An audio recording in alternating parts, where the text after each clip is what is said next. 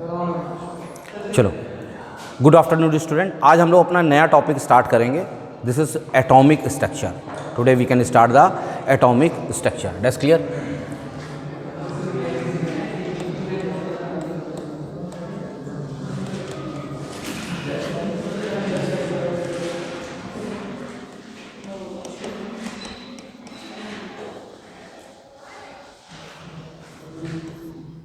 आज हम लोग एटॉमिक स्ट्रक्चर की बात करेंगे।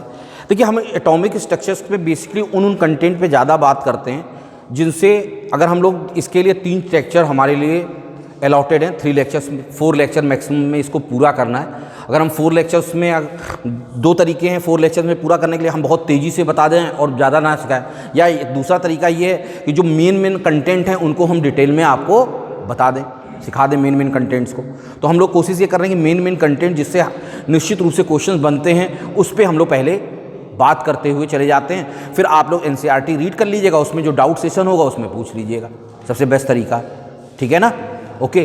तो हम लोग जो है सीक्वेंस इस चैप्टर को नहीं पढ़ते हैं, हब्जर्ड वे में इस चैप्टर्स को पढ़ते हैं और उन पॉइंटों को क्लियर करते चले जाते हैं जिनसे निश्चित रूप से क्वेश्चंस बनता ही बनता है। ठीक है ना? आज हम लोग जिसके बेसिक एटॉमिक स्ट्रक्चर में आज हम लोग बात करेंगे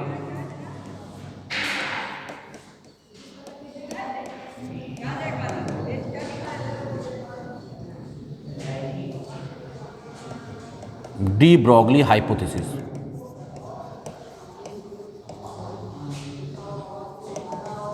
today we can discuss de Broglie hypothesis. What is the de Broglie hypothesis? कोई बच्चा बता सकता है डी ब्रॉगली हाइपोथेसिस क्या होता है?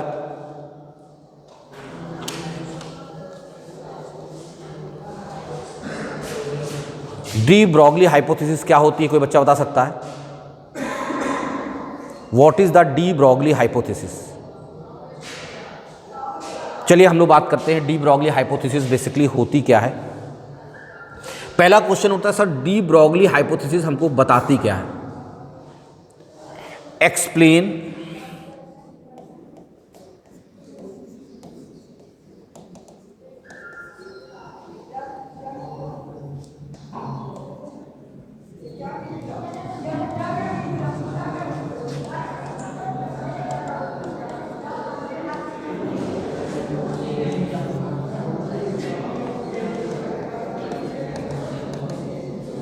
explain dual nature of matter. What is the means of dual nature? Explain dual nature of matter. Matter क्या होते हैं? Anything occupied space and having mass is called matter. Anything having occupied space and having mass is called matter. ठीक है? दूसरी dual nature का मतलब क्या हुआ कि यदि किसी भी चीज़ के अंदर हमारे पास क्या है, 2 नेचर्स होंगे, उसके अंदर वेव नेचर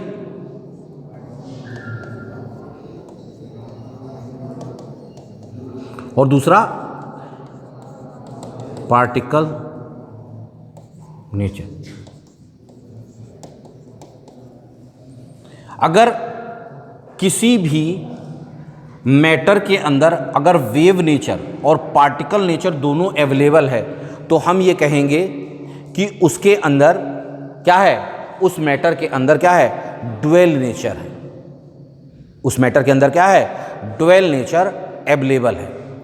क्या है? ड्वेल नेचर अवेलेबल है। इस चीज की कल्पना किसने की और किस हिसाब से की, इस चीज को हमको समझना पड़ेगा। इसको डी ब्रॉगली ने इस कॉन्सेप्ट को हमको दिया था। डी ब्रॉगली ने आइंस्टीन के कॉन्सेप्ट का सहारा लिया। आइंस्टीन का कॉन्सेप्ट क्या था, आइंस्टीन की हाइपोथेसिस क्या थी, उसका सहारा लेते हुए हमें इस कॉन्सेप्ट को बताया। क्या सहारा लिया, कैसे सोचा उसने, ठीक है, उस चीज़ पे हम लोग बात करना शुरू करते हैं। एक्सप्लेन, इसका सबसे पहली बात है कि de Broglie explain dual nature of matter. Matter के ड्वेल नेचर की बात किया। अगर हम लोग बात करना शुरू करें, आइंस्टीन ने जब एक्सपेरिमेंट किया था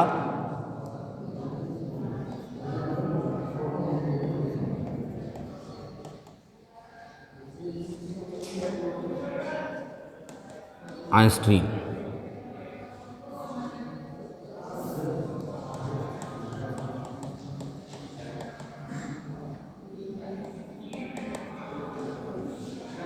आइंस्टीन ने क्या बताया था? देखिए आइंस्टीन का क्या स्टेटमेंट था। आइंस्टीन ने ये कहा था कि अगर लाइट, उसने लाइट को लेकर के बात किया था, या हम लोग लाइट की बात करते हैं रेडिएशन की बात करते हैं। अगर हम लाइट आए तो हमारे दिमाग में क्या होता है? रेडिएशन की बात होता है। जब हमारे पास रेडिएशन जैसे ही फिगर में आता है, हमारे दिमाग में वेव का पिक्चर बनने लगता है। जब हम लोग लाइट की बात करते हैं, हमने कहा भाई लाइट मूवमेंट कर रही है, तो हमारे दिमाग में एक साइन कर्व टाइप का एक मूवमेंट हमको नज़र आने लगता है, और कहते हैं कि अच्छा वो वहाँ से रोशनी यहाँ तक हमारे तक आई है, तो वो साइन कर्व की तरह मूवमेंट करते हुए आई है। तुरंत आता है हमारे दिमाग में, सबसे बड़े पिक्चर बनता है। अगर लाइट की मूवमेंट की बात करते हैं तो उसके अंदर हमारा क्या होता है? लाइट की जैसी आती है तो हम लोग किसके नेचर की बात करने लगते हैं?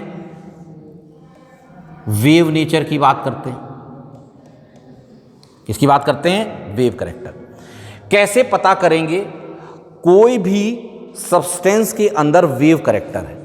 भाई दो कैरेक्टर होगा, क्या होगा? सब्सटेंस के अंदर क्या होगा? कैसे पता करें कि सब्सटेंस के अंदर हमारा क्या है? वेव कैरेक्टर है। अगर कोई भी स्पीसीज, अगर उसके अंदर तीन नेचर की बात करते हैं, फर्स्ट, सेकेंड, और कंफर्म करना चाहते हैं कि इस मैटर के अंदर या दिए गए स्पीसीज के अंदर अगर वेव कैरेक्टर है, तो पहली बात उसके अंदर क्या होना चाहिए? उसके अंदर इंटरफेरेंस होना चाहिए। क्या होना चाहिए? वेव्स में जो है इंटरफेरेंस की प्रोसेस होती है, सभी बच्चों को मालूम होगा इंटरफेरेंस। दूसरा,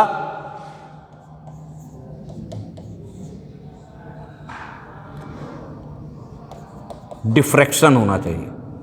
तीसरा क्या होता है? पोलराइजेशन।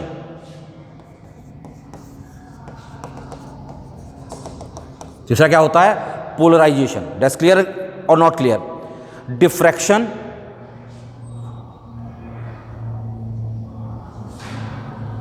डिफ्रैक्शन, इंटरफेरेंस, डिफ्रैक्शन और पोलराइजेशन। अगर किसी पार्टिकल के अंदर क्या है? इंटरफेरेंस है, डिफ्रैक्शन है और पोलराइजेशन है, तो उसके अंदर क्या होगा? अकर्स या हैविंग, अगर हम लोग कह सकते हैं तो उसके अंदर क्या होगा? Having wave nature. उसके अंदर क्या होगा? वेव नेचर निश्चित रूप से प्रेजेंट होगा। अगर हमको कंफर्म करना है कि इस स्पीसीज के अंदर वेव नेचर है कि नहीं है, तो कैसे कंफर्म करेंगे? आप देखेंगे कि उसमें इंटरफेरेंस की प्रोसेस हो रही कि नहीं हो रही है, उसमें डिफ्रैक्शन की प्रोसेस हो रही कि नहीं हुई है, उसके अंदर पोलराइजेशन की प्रोसेस हो रही है कि नहीं हो रही है। अगर ये सारी प्रोसेस मिल जाएगी, सब में ओके आंसर मिल जाएगा, तो कहेंगे कि इस पार्टिकल के अंदर या इस मटेरियल के अंदर हमारे पास क्या है? जो भी मटेरियल्स है उसके अंदर हमारे पास वेव कैरेक्टर अवेलेबल। क्या है? वेव कैरेक्टर अवेलेबल है। दूसरा हमारा बात होता है पार्टिकल कैरेक्टर। पार्टिकल क्या है? पार्टिकल कैरेक्टर की बात होती है। ठीक है, ये हम लोग का रिसर्च जो हो रहा था, ये 1905 के आसपास का रिसर्च है जो आइंस्टीन ने हम लोगों को किया था। 1905 के आसपास इसने इन सब बातों के विषय में सोचा था। ठीक है, दूसरी, अगर हमने कहेंगे, जैसे आपने कहा सर किसी भी चीज़ की, कोई भी सब्सटेंस है, अगर उसका वेव नेचर उसके अंदर है तो उसके अंदर तीन प्रोसेस से चेक कर सकते हैं। उसी तरह अगर उसके अंदर पार्टिकल नेचर है तो कैसे डिस्ट्रीब्यूट करेंगे? तो अगर पार्टिकल नेचर है तो उसको जो है शो करना पड़ेगा फोटोइलेक्ट्रिक इफेक्ट। अगर वो फोटो इलेक्ट्रिक इफेक्ट है, उसके अंदर क्या हो रहा? फोटो इलेक्ट्रिक इफेक्ट आपको मालूम होगा। फोटो इलेक्ट्रिक इफेक्ट अगर शो कर रहा है, दूसरा हम बात करते हैं फोटो इलेक्ट्रिक इफेक्ट की बात करते हैं। उसके बाद black body radiation,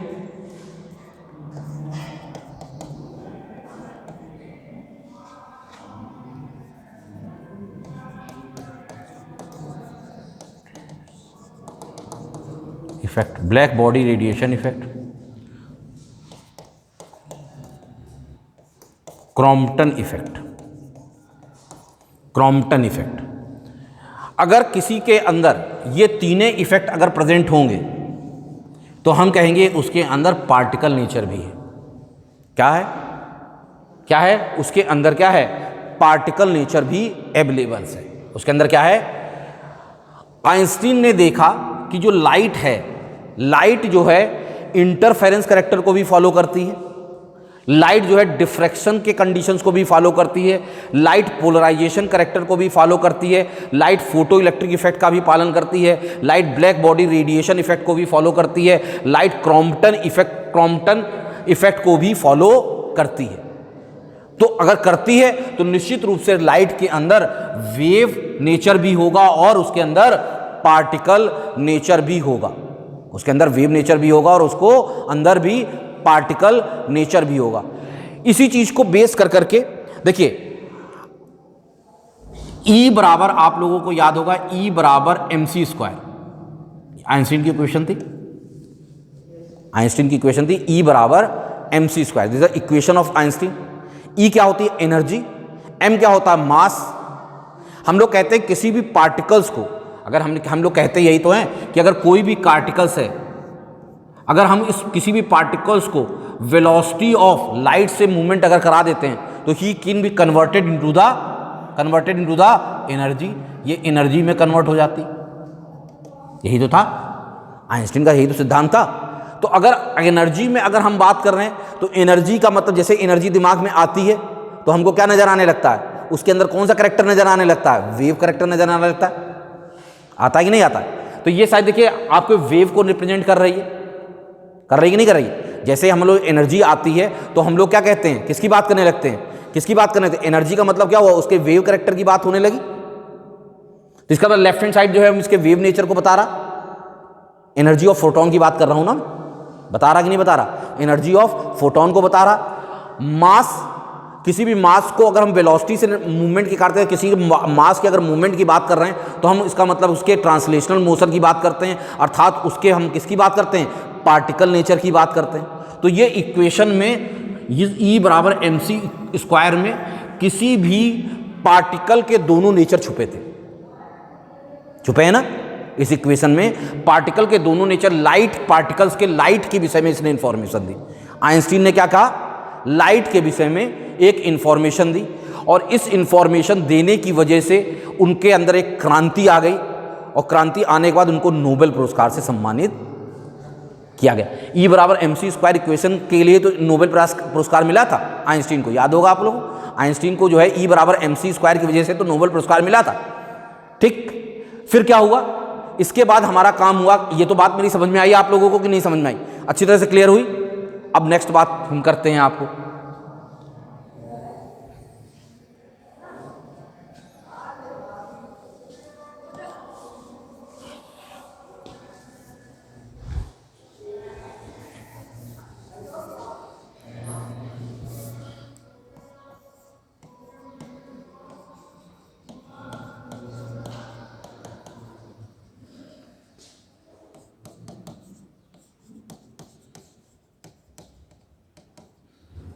de Broglie 1924 में, कब हुआ था, 1924 में डी ब्रॉगली ने अपने सिद्धांत को जस्टिफाई किया था।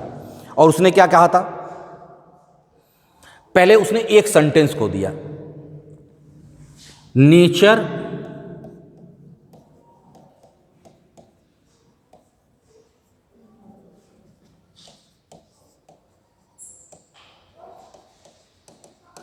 नेचर है सिमेट्री।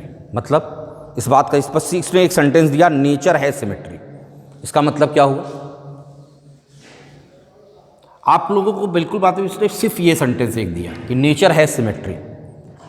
आपको मालूम है कि नेचर का एक सिद्धांत होता है, हर एक्शन अगर हम जो नेचर पे करते हैं वो रिटर्न में हमको रिएक्शन प्रोवाइड करती है। तभी तो हम लोग को हमारे बड़े बुजुर्ग लोग ये कहते हैं कि बेटा अच्छे काम करो जिससे तुम्हें अच्छा आउटपुट मिले। जैसा तुम इनपुट देते हो वैसा आउटपुट आपको मिल रहा होता, जैसा आप इनपुट देते हो वैसा आउटपुट मिल रहा होता है। ये एक ब्रह्मांड या एक नेचर का सिद्धांत है। ठीक, तो अब देखो उसने इसी पॉइंट को पकड़ लिया और इसी पॉइंट को पकड़ करके उसने कहा कि अगर मैटर है, अगर मैटर हमने लिया, मैटर आते ही, कोई मास आते ही हमको क्या नजर आने लगता है? पार्टिकल नजर आने लगता है, उसके अंदर पार्टिकल नेचर नजर आने लगता है। जैसे मास आता है हमको क्या होता है? पार्टिकल्स नेचर नजर आने लगता है। उसने कहा जब लाइट वेव होते हुए भी उसके अंदर पार्टिकल करैक्टर है। लाइट क्या है? एक तरह से वेव है, जब उसके अंदर पार्टिकल करैक्टर छुपा हुआ है तो निश्चित रूप से कोई अगर पार्टिकल्स होगा तो उसके अंदर वेव करैक्टर भी तो छुपा होगा, क्योंकि नेचर है सिमेट्री। ठीक है, उसने कहा, बस उसने इतनी बात कह दी। लोगों ने कहा प्रूफ करो, कहता मुझे मालूम नहीं, कहता ये बात सही है। उन्होंने कहा कि सही है, कैसे सही है? उन्होंने कहा अगर ये सही नहीं है तो ब्रह्मांड सही नहीं है, जब ब्रह्मांड नहीं सही तो आइंस्टीन नहीं सही है, उसका भी नोबेल पुरस्कार छीन लो, या तो हमको भी दे दो या तो उसका भी नोबेल पुरस्कार वापस ले लो, या तो ब्रह्मांड की जो कल्पना है या वो बिल्कुल डिस्ट्रॉयड हो गई। क्योंकि ये बेसिकली जो है पीएचडी कर रहा था, पीएचडी स्कॉलर था, स्टूडेंट टाइप का, स्टूडेंट लाइफ की उसकी बात थी। उसने अपने एक रिसर्च में इस चीज को पाया और पा कर करके उसने दे दिया, तो उसको ज्ञान जो है पूरा फुल फ्लैश ज्ञान तो था नहीं, क्या होता है उसको मैच्योर ज्ञान तो था नहीं, लेकिन उसने एक बहुत महत्वपूर्ण बात ये कह दी कि भाई, कि अगर भाई आप मानते हो ब्रह्मांड की अगर हम बात करते हैं तो एवरी एक्शन के अपोजिट रिएक्शन होती है।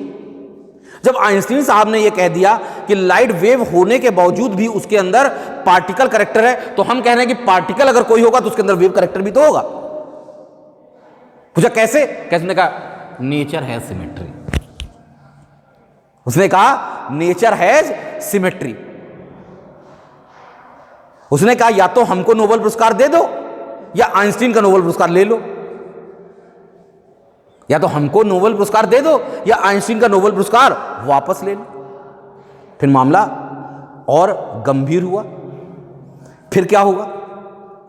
फिर इस चीज को मैथमेटिकली प्रूफ किया गया। इस चीज को फिर बाकी साइंटिस्ट आए, उन्होंने कहा ठीक है, जे थॉमसन का नाम तो सुना होगा, उनके लड़के का नाम क्या था? जेबी थॉमसन। क्या नाम था? जेबी थॉमसन। ठीक है ना? जेबी थॉमसन ने,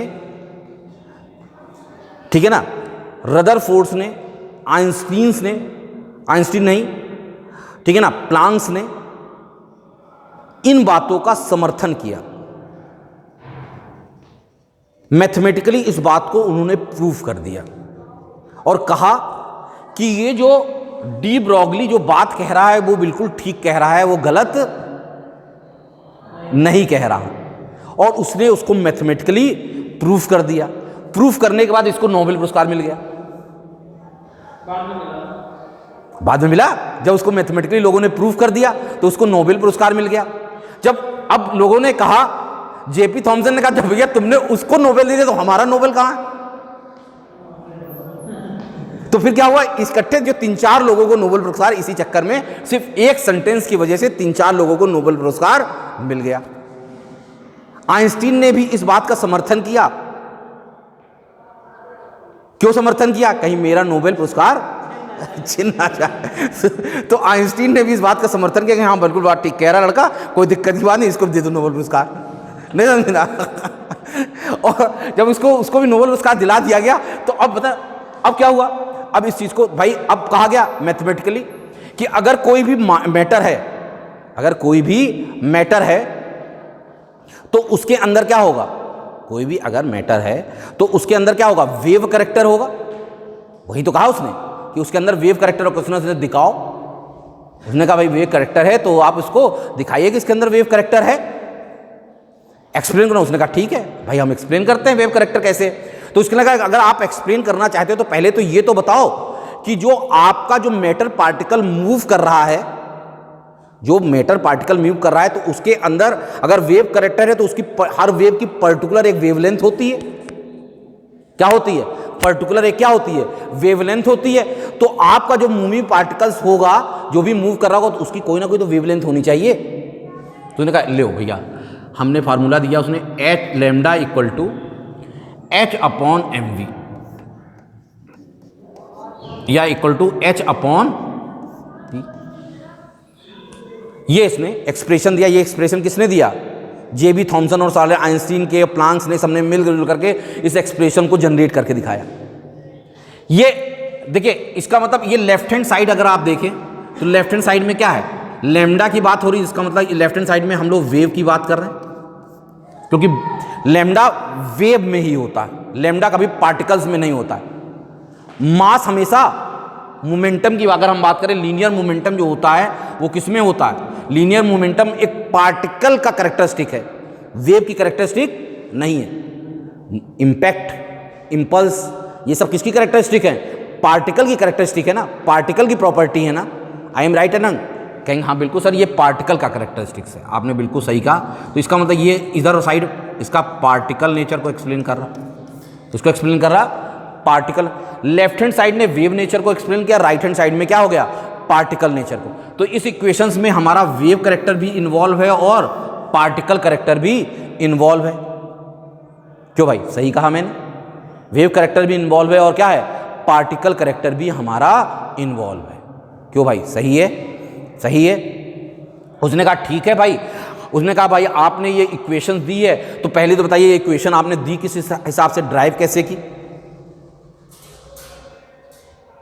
इस इक्वेशन को आपने ड्राइव कैसे किया? इसके डेरिवेशन, बाकी साइंटिस्टों ने इसका डेरिवेशन दिया था और उस डेरिवेशन की नोट करना है क्या? नोट करना है?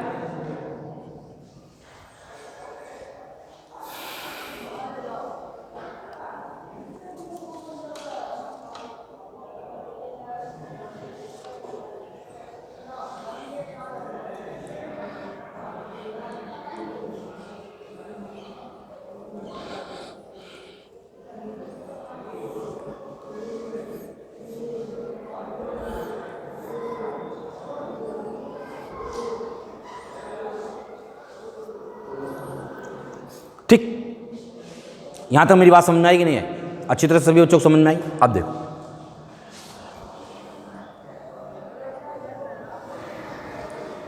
अब कहा कि इसका डेरिवेशन कैसे जनरेट किया गया। प्लांक्स की इक्वेशन थी E बराबर क्या होती है बेटा? एच न्यू, या E बराबर h c upon lambda. E बराबर क्या होती है? H c upon lambda. E बराबर क्या होती है? M c square. ये प्लांक्स इक्वेशन है, ये आइंस्टीन की इक्वेशन है। दोनों को इक्वेट कर दोगे तो क्या आ जाएगा बेटा? आप कहोगे sir m c equal to h c upon lambda, h c m c square equal to h c upon lambda. हुआ कि नहीं हुआ? सी से सी कट गया तो हमारा क्या होगा? लेमडा इक्वल टू कितना आएगा? एच अपॉन कितना आ गया? M v m c. ये किसकी बात हुई? यहाँ ई बराबर एम सी स्क्वायर बात की तो हमने लाइट की बात की। तो जब हमने लाइट की बात की तो यहाँ लाइट की वेलोसिटी ली। अगर हम पार्टिकल की बात करेंगे तो यहाँ क्या लेंगे? अगर हम किसकी बात करेंगे? अगर हम पार्टिकल्स की बात करते हैं तो उसके वेलोसिटी को ही लेंगे। तो यहाँ पे देख सकते हो पार्टिकल की बात करेंगे तो किसी भी पार्टिकल्स जिसका मास m है तो उसके अंदर एसोसिएटिव वेवलेंथ क्या होगी? h अपॉन एम वी होगी। आई एम राइट और रॉन्ग? उसके अंदर एसोसिएटेड क्या होगी? h अपॉन एम वी होगी।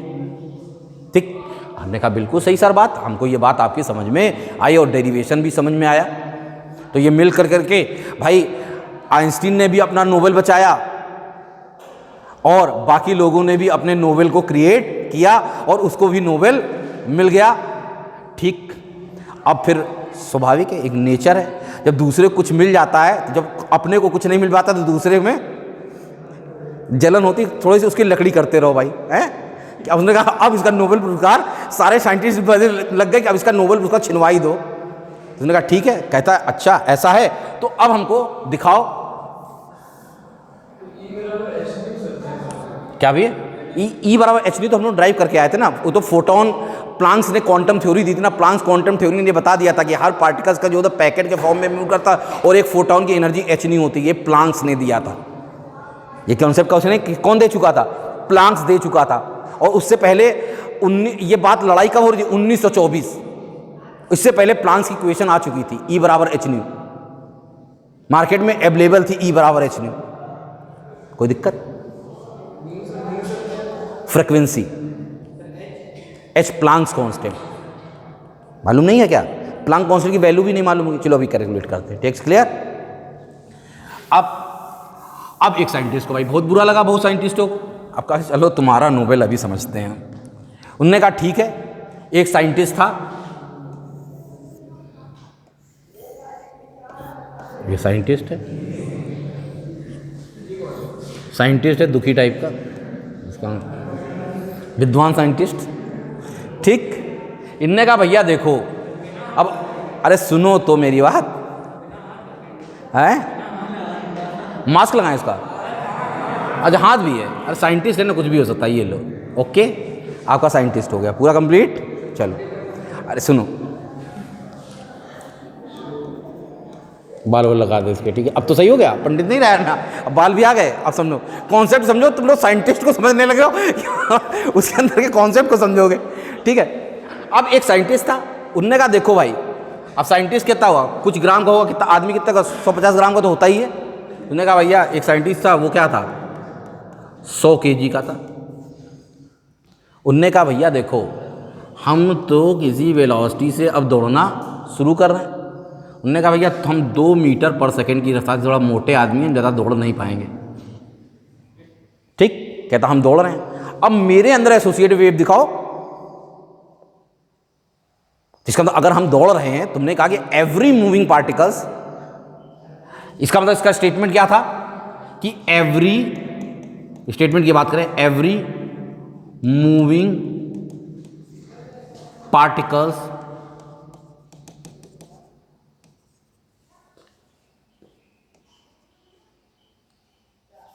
एसोसिएटेड वेव नेचर, एसोसिएटेड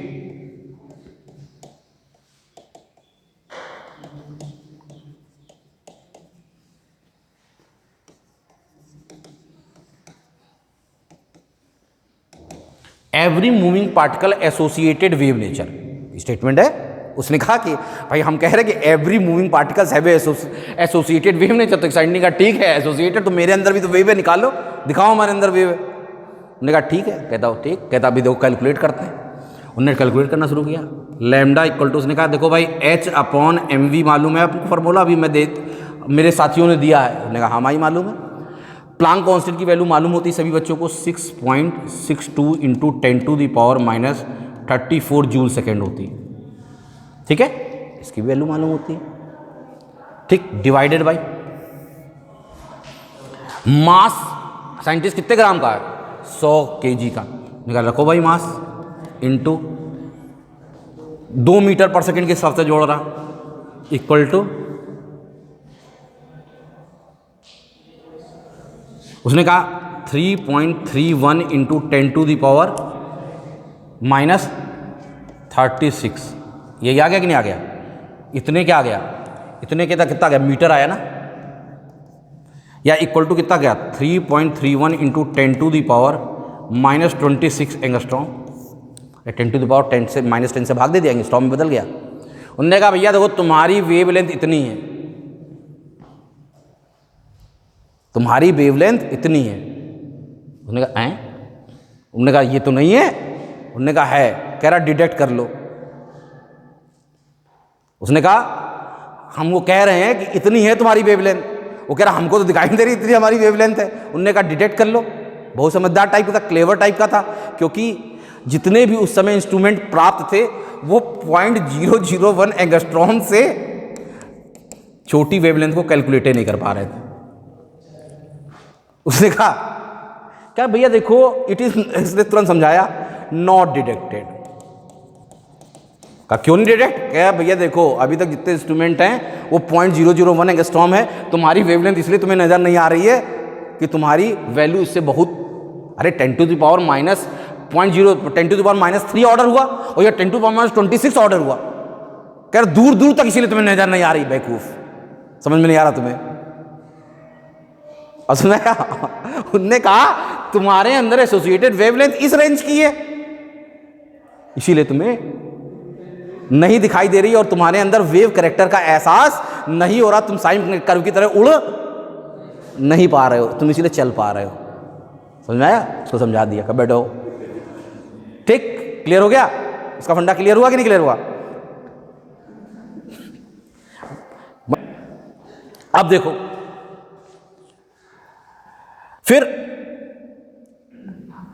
जब ये बिल्कुल अड़ गया तो अब बाकी लोग भी नोबेल ले चुके थे, उनने कहा नहीं डिटेक्ट हो पाएगा।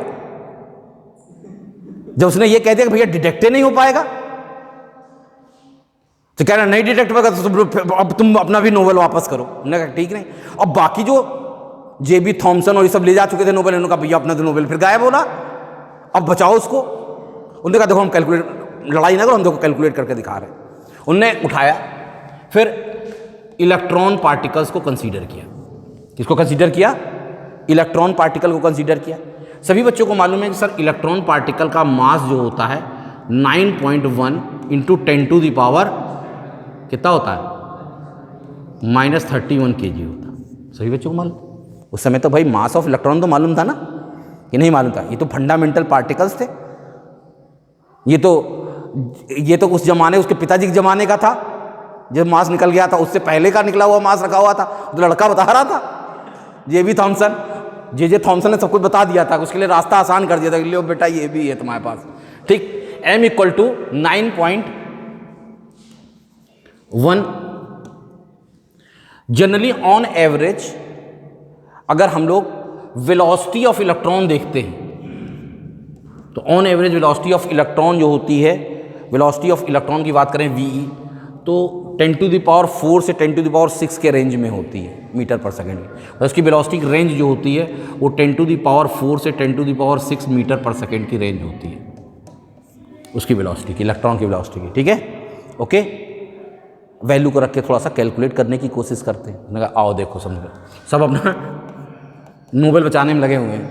मैंने कहा lambda equal to h upon क्या हो बेटा, mv। मैंने कहा रखो वैल्यू। मैंने कहा 6.62 into 10 to the power -34 divided by 9.1 into 10 to the power -31 into हमने वेलोसिटी रख दी 10 टू द पावर कितनी रख दी, 5 रख दो, चलो ठीक है, रख दिया। सॉल्व करो जरा इसको, अप्रॉक्स सॉल्व कर लेते हैं। एग्जैक्ट सॉल्व करेंगे तो बहुत टाइम लगेगा, अप्रॉक्स सॉल्व कर ले, कोई दिक्कत? तो यहाँ क्या करेंगे, 6.6 पॉइंट कितना हुआ 6 और यहाँ 9 कर दें, कोई दिक्कत? इंटू क्या होगा, इंटू 10 टू दी पावर कितना हो जाएगा बताओ बेटा, 10 टू दी पावर -34 था, 10 टू दी पावर -34 प्लस 31 -5, ये तो हुआ। अरे भाई 10 टू दी पावर -34, ये ऊपर क्या, ये प्लस का हो गया, ये 10 टू दी पावर 5 ऊपर गया तो माइनस का हो गया, नहीं हुआ। इक्वल टू सॉल्व किया तो क्या आया बेटा, 2.2 डिवाइडेड बाई 3, ये हुआ ना, क्यों भाई, 3 3 का 9, हाँ ठीक है, इंटू 10 टू दी पावर कितना है बेटा, है -8। इक्वल टू और सॉल्व करो इसको, कितना आएगा, 0.666 आसपास कुछ आएगा मेरे ख्याल से, ऐसा आएगा ना, यही आ रहा ना, 0.6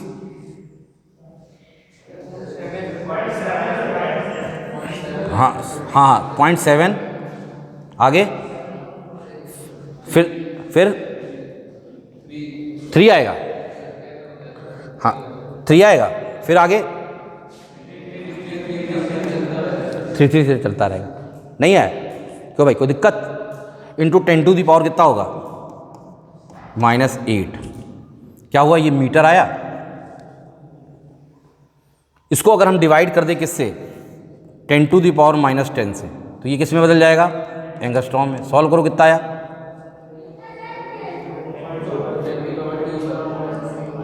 क्या 7.33 ना,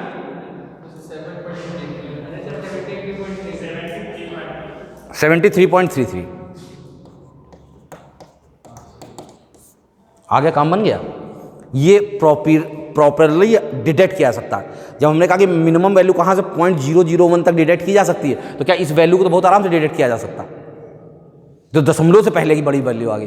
तो इसको सभी लोगों ने डिटेक्ट कराया, और डिटेक्ट करा के देखो, डिटेक्ट हो रहा कि नहीं डिटेक्ट हो रहा। ठीक, ढिला करके उस आदमी को जो नोबेल सबके छिनवाए दे रहा था उसको समझाया, देखो भाई कि अब देखो उसको तुरंत ज्ञान दिया गया जो यूनिवर्सल लॉ बना कि अब उसमें करेक्शन कर दिया गया स्टेटमेंट में। बात बिल्कुल सही है कि every moving particle associated wave nature, इसका मतलब क्या है, कोई भी पार्टिकल उसके अंदर पार्टिकल नेचर भी होगा और वेव नेचर भी होगा। Microscopic particles having more wave character and less particle character. नहीं समझ आया? अगर क्या होगा भाई, दोनों चीजें हैं उसमें, ये दोनों हैं। अगर माइक्रोस्कोपिक होगा तो उसका वेव करेक्टर बहुत ज्यादा हो जाएगा, पार्टिकल करेक्टर कम हो जाएगा, ऑन एवरेज दोनों क्या होगा, सम बराबर हो जाएगा। इसीलिए उसने कहा कि देखो भाई, इलेक्ट्रॉन का इसलिए आप निकाल ले रहे थे कि इलेक्ट्रॉन एक माइक्रोस्कोपिक पार्टिकल था, फंडामेंटल पार्टिकल है, ठीक। और साइंटिस्ट साहब आपका इसलिए नहीं निकल पा रहा है कि आप माइक्रोस्कोपिक पार्टिकल नहीं, आप कद्दू हैं, ठीक है ना, 100 kg के हैं, इसीलिए आपका डिटेक्ट नहीं हो पा रहा है, ठीक है ना, इसलिए आप बैठ जाइए। और अब नोबेल पुरस्कार छिनवाने की बात मत करिएगा, ठीक है, इसलिए बैठ जाइए अब। ओके, तो अब क्या हुआ, सबका नोबेल पुरस्कार बच गया। क्लियर हुआ? प्रूफ हो गया कि नहीं हो गया? नहीं प्रूफ हुआ, समझ में नहीं आया? क्लियर हो गया? नोट कर लो जरा।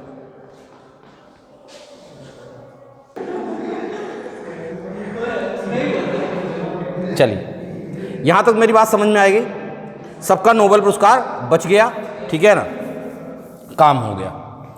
अब हम बात करते हैं वेवलेंथ इन डिफरेंट टर्म्स, डिफरेंट टर्म्स के में वेवलेंथ। अब हम लोग calculation of wavelength,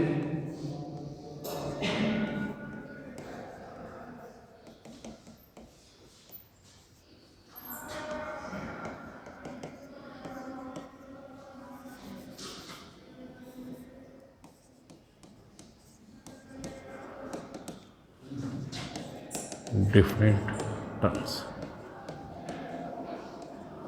calculation of wavelength in different terms, different terms में वेवलेंथ की कैलकुलेशंस करना चाहते हैं, ठीक है। पहला calculation in terms of kinetic energy, in terms of kinetic energy, kinetic energy के टर्म्स में, इन टर्म्स ऑफ काइनेटिक एनर्जी के टर्म्स में। ओके, आप सभी बच्चों को मालूम है कि बेटा काइनेटिक एनर्जी का फॉर्मूला क्या होता है, हाफ mv²। हम क्या निकालना है, कैलकुलेशन ऑफ वेवलेंथ, मतलब lambda in terms of in different terms. यहाँ जो टर्म्स है वो क्या है, kinetic energy. Lambda equal to निकाला क्या आया, h अपॉन mv आया। ओके, आया, इसको सॉल्व करना है हमको। अब देखो, यहां से इस इक्वेशन से अगर हम देखें तो इस इक्वेशन, एक काम करो, इस इक्वेशन से mv की वैल्यू निकालने और नीचे वाली इक्वेशन में रख दे। कहेंगे कैसे निकालेंगे सर mv की वैल्यू? हम कह रहे हैं एक काम करो तुम लोग, पहले दोनों तरफ m का मल्टीप्लाई कर दो, m into kinetic energy equal to, इधर 2 व्हीलर मल्टीप्लाई कर दो, तो m इंटू क्या हो गया, m²v² हो गया बेटा। तो mv की वैल्यू क्या इतनी आ गई, अगर हम देखें तो mv इक्वल टू कितना आ गया, √2m काइनेटिक एनर्जी। आया कि नहीं आया?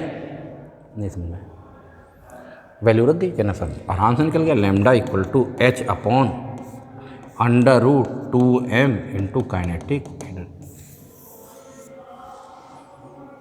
ठीक। ओके और नॉट ओके, समझ में आया कि नहीं आया?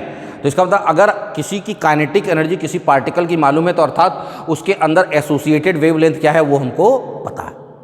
क्वेश्चंस आता है, डी ब्रोगली एक इंपॉर्टेंट सिद्धांत है, उसको इसीलिए हमने जो है आपको एक सीक्वेंस वे में समझाया, और आई होप डेट कभी नहीं भूलोगे अब डी ब्रोगली, उसकी पूरी कहानी, उसकी हिस्ट्री कभी नहीं भूलोगे, ठीक है ना। Lambda equal to h upon √2m into kinetic energy. अब देखो, तो काइनेटिक एनर्जी के टर्म्स में एसोसिएटेड वेवलेंथ निकाल ली हमने, निकाल ली, नोट कर लो फटाक से, 60 सेकंड का समय।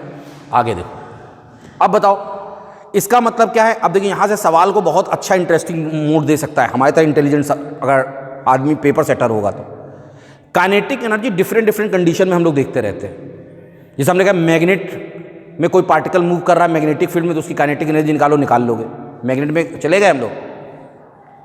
इस सवाल को अगर हम चाहें तो देखो कनेक्टिविटी कहाँ कहाँ से कर सकते हैं, मैग्नेट का सवाल बना सकते हैं कि कोई मैग्नेटिक फील्ड में कोई पार्टिकल्स मूवमेंट कर रहा है, तो हम पूछते थे उसकी एसोसिएटेड वेवलेंथ क्या होगी।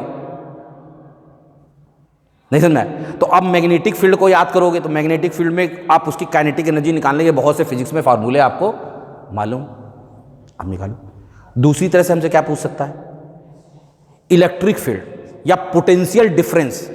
अगर दो पैनल्स के बीच में क्या है, पोटेंशियल डिफरेंस है, तो पार्टिकल्स में क्या जाता है, अगर पोटेंशियल डिफरेंस है तो पार्टिकल के अंदर क्या आता है, मोशन आता है, क्योंकि उसके अंदर क्या होती है, इलेक्ट्रिक फील्ड जनरेट होती है। अगर किसी भी इलेक्ट्रिक फील्ड में कोई मूविंग पार्टिकल्स है तो उसकी भी एक अपनी काइनेटिक एनर्जी होती है। आपको हाँ बात तो सही है सर आपकी। तो इसका मतलब इलेक्ट्रोस्टैटिक्स से भी इस सवाल को रिलेट कर सकता है। एसोसिएटेड कोई भी पार्टिकल अगर इलेक्ट्रिक फील्ड में अगर मूवमेंट कर रहा है तो उसकी एसोसिएटेड वेवलेंथ निकाली जा सकती है। आपने कहा हाँ बात तो सही है। अब फिर नहीं मानेगा, वो कहेगा अगर हमको याद हो तुम्हें कि कोई गैसियस मॉलिक्यूल्स होता था, गैसियस मॉलिक्यूल जो होते हैं कंटेनर में रैंडम मोशन करते हैं, जिगजैग मोशंस करते हैं, तो हर गैसेस, हम अब इसको गैसेस से ले जाके कोरिलेट कर दिया, तो हर गैसेस मॉलिक्यूल्स की काइनेटिक एनर्जी निकालते थे। क्या होती थी काइनेटिक एनर्जी का फॉर्मूला?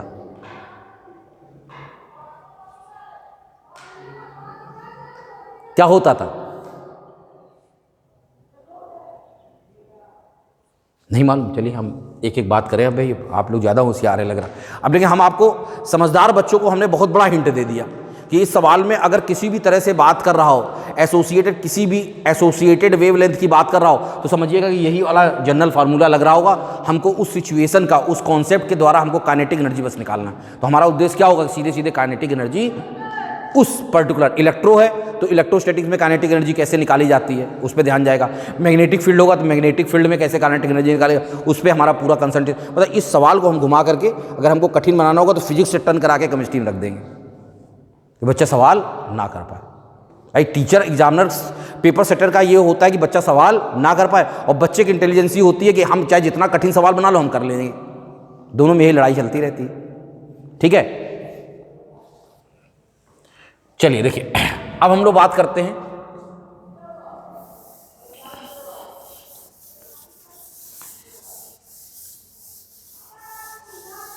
अब हम इसी में ही बात करें। क्या निकालें?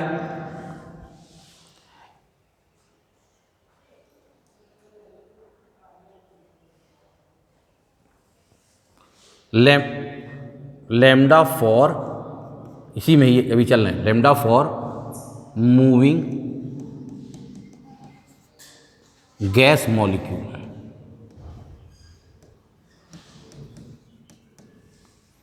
Moving gas molecule, lambda for moving gas molecule. तो आपको खुद ही मालूम बेटा, एक कंटेनर होगा, आपको खुद याद आ रहा होगा, गैसेस मॉलिक्यूल्स होते हैं कंटेनर के अंदर।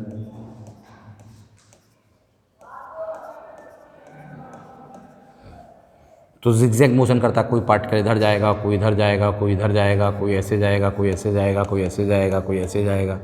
ठीक है ना, कोई कैसे जाएगा, कोई ऐसे जाएगा, कोई ऐसे जाएगा, कोई ऐसे जाएगा, कोई ऊपर जा रहा हो, कोई नीचे जा रहा हो, कोई इस जगह जिगजैग मोशन करते हैं ना पार्टिकल्स। याद आया? आपको याद अगर हो तो kinetic energy for one gas molecule equal to क्या होता है, kinetic energy for one gas molecule. एक गैस मॉलिक्यूल की काइनेटिक एनर्जी कितनी होती है बेटा? अगर आपको याद हो F/2 kT, F/2 kT, हम लोग स्मॉल k बनाते हैं kT। F क्या होता है, डिग्री ऑफ फ्रीडम, K क्या होता है, बोल्ट्जमैन कांस्टेंट, और T क्या होता है, टेम्परेचर इन केल्विन। F इस क्या होता है, डिग्री ऑफ फ्रीडम। देखो हम, क्योंकि बहुत से हो सकता है टर्म्स आपके लिए बहुत नए आ जा रहे हो, क्योंकि ये हम अब कहाँ से कॉन्सेप्ट भाग गए, हम एटॉमिक स्ट्रक्चर से किस चैप्टर में कूद गए, गैसेस स्टेट में चले गए। कहाँ चले गए, गैसेस स्टेट में चले गए। तो हो सकता है बहुत से टर्म्स तुम्हारे लिए क्या हो जाए, नए हो जाए। लेकिन आप अगर इसको और डिटेल में देखना चाहते हो तो गैसेस मॉलिक्यूल चैप्टर खोलिएगा और अपना उसको पढ़ लीजिएगा तो समझ में आ जाएगा। Kinetic energy for one gas molecule की काइनेटिक एनर्जी F/2 होता है, जहाँ F जो होता है डिग्री ऑफ फ्रीडम होता है। अब मॉलिक्यूल का मोनो एटॉमिक होते हैं। गैस कैसी हो सकती है? जो गैस हो सकती है वो कैसी हो सकती है? गैस जो हो सकती है क्या हो सकती है? मोनो एटॉमिक हो सकती है। गैस कैसी हो सकती है? डाई एटॉमिक हो सकती है। गैस क्या हो सकती है? गैस क्या हो सकती है? ट्राई एटॉमिक, ट्राई एटॉमिक हो सकती है। Try atomic, try atomic linear और पॉली एटॉमिक या पॉली एटॉमिक या try atomic non linear gas होती है। मोनो एटॉमिक गैस के लिए डिग्री ऑफ फ्रीडम F का मान 3 होता है। डाई एटॉमिक के लिए क्या होता है? क्या होता है? 5 होता है। इनके लिए होता है, इनके लिए क्या होता है? ट्राई एटॉमिक लीनियर मॉलिक्यूल के लिए क्या होता है? 7 होता है। नीचे वाले के लिए क्या होता है? 6 होता है। जैसे बहुत से बच्चे काइनेटिक एनर्जी का फॉर्मूला याद रखते हैं 3/2 kT। क्या याद रखते हैं? 3/2 kT। बहुत पढ़ा होगा आप लोगों ने। लेकिन वो किसका होता है? वो मोनो एटॉमिक गैस का होता है। वो क्या होता है? Mono atomic gas. हो सकता है सवाल में मोनो एटॉमिक गैस ना दे, वो डाई एटॉमिक गैस दे दे, तो F का मान अलग अलग तुम्हें रखना पड़ जाएगा। नहीं समझ में आई मेरी बात? अरे समझ में आई मेरी बात कि नहीं आई? कोई दिक्कत? मतलब कि देखिए 2-2 यूनिट का लगभग प्रोग्रेस है। 3, 2, 5, 2, 7, 6 आसपास का है। मोटा मोटा हम लोगों को याद हो जाता है। कोई दिक्कत कि नहीं? बात समझ में आई कि नहीं आई? तो अगर हमारी काइनेटिक एनर्जी हमारी निकल गई, ठीक है, तो अगर हम लोग इसके लिए निकालना चाहते हैं, ज़्यादातर हम लोग मोनो एटॉमिक गैस के लिए निकालते हैं। किसके लिए निकालते हैं? मोनो एटॉमिक गैस के लिए। For mono atomic gas lambda equal to formula क्या बन जाएगा?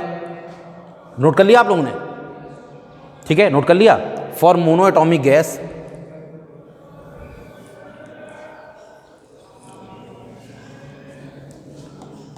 For mono atomic gas for mono atomic gas, mono atomic gas के लिए F का मान कितना हो जाएगा बेटा? 3। तो kinetic energy for one mono atomic, kinetic for one mono atomic gas molecule, kinetic energy for one mono atomic gas molecule equal to कितना आएगा बताओ बेटा?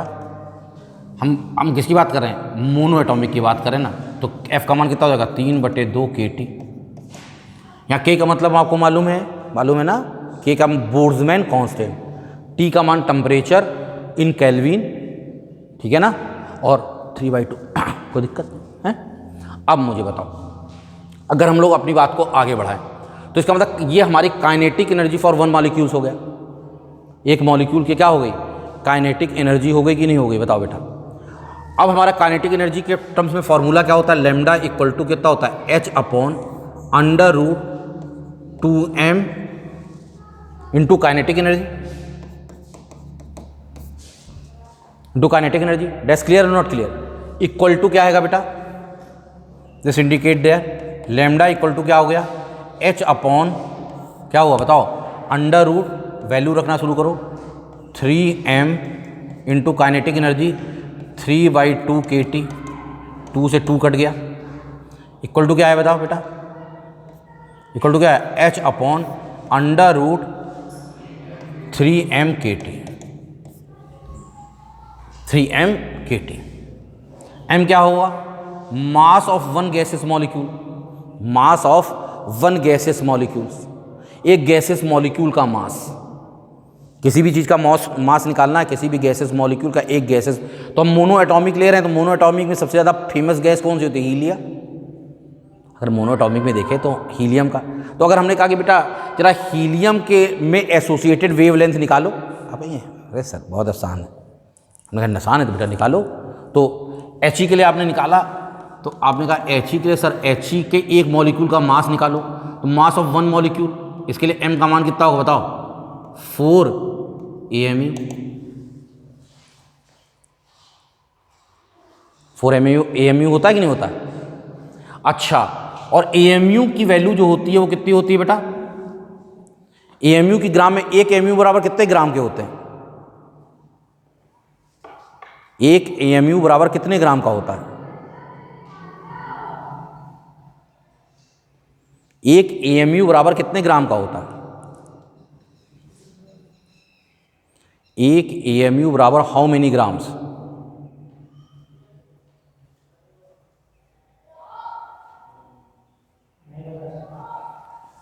1.67 इंटू 10⁴ ग्राम होता है।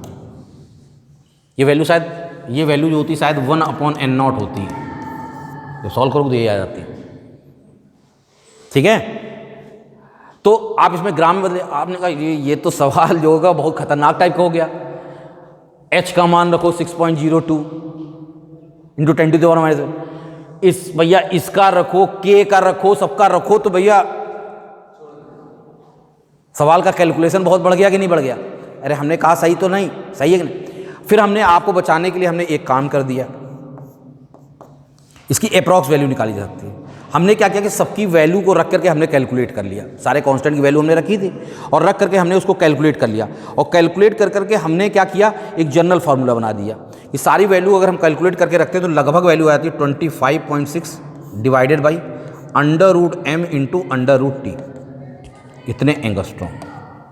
अब करना आसान है कि नहीं है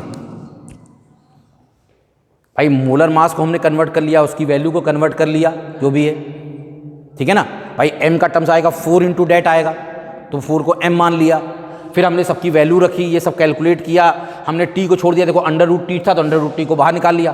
√T को छोड़ने के बाद बाकी जितनी भी स्पेसीज बचेगी, √T और m को छोड़ने के बाद जो भी स्पेसीज बचेगा उसका जब वैल्यू रख करके आप कैलकुलेट करोगे तो लगभग इतनी वैल्यू आ जाती है। तो ये फार्मूले को याद रखना, ये ज़्यादा हेल्पफुल है आपके लिए सवाल करने में। नहीं समझना, ये फार्मूला ज़्यादा सवाल करने में क्या है, हेल्पफुल है। दैट्स क्लियर और नॉट क्लियर? कोई दिक्कत? तो अगर किसी भी चीज़ की वेवलेंथ पूछा तो इसका मतलब अगर गैस का नाम दे देगा तो उसका मॉलिक्यूलर मास पता, टेम्परेचर दे दे। जैसे हमने कहा एक हीलियम है 127 डिग्री पे है, ऑक्सीजन 27 डिग्री पे है, तो उसकी वेवलेंथ का रेशियो निकालो, निकाल लोगे। तो λ1/λ2 इक्वल टू क्या लिखोगे, √, जैसे हमने कहा रेशियो निकालना है किसी चीज़ का, तो λ1/λ2 इक्वल टू क्या लिखोगे, कहोगे सर अंडर रूट क्या होगा बेटा, m2/m1 √T2/T1 रख करके ना सब कैलकुलेट कर देंगे रेशियो। हमको क्या दिक्कत है? अब हो जाएगा कि नहीं हो जाएगा?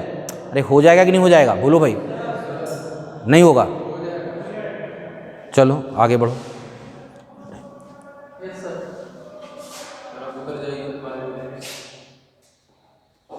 और